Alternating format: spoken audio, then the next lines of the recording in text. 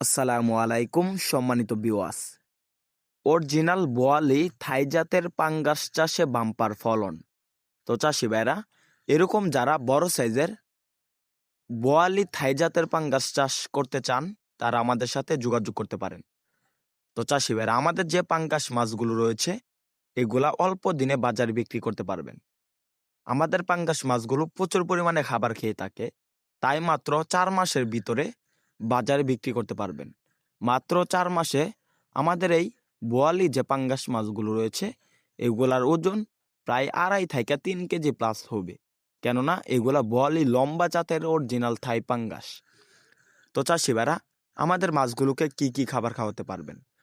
আমাদের যে বোয়ালি পাঙ্গাসগুলো রয়েছে এগুলাকে হাতে বানানো যে কোনো খাবার খাওয়াতে পারবেন, যেমন কুড়া, বসি, খোল বা ভাত, মোটা চালের ভাত, এগুলার মিশ্রণে আপনারা যে কোনো ভাবে খাবার বানিয়ে খাওয়াতে পারবেন। তো চাষি ভাইরা, তাছাড়াও যদি ফিট খাওয়ান, ভালো মানের ফিট, তাহলে আরও ভালো। খাবার সাশ্রয়ের জন্য হাতে বানানো খাবার খাওয়াতে পারবেন, আর যদি ফিট খাওয়ান তাহলে দেখা যাচ্ছে মাছগুলো দ্রুত গ্রোথ আসবে।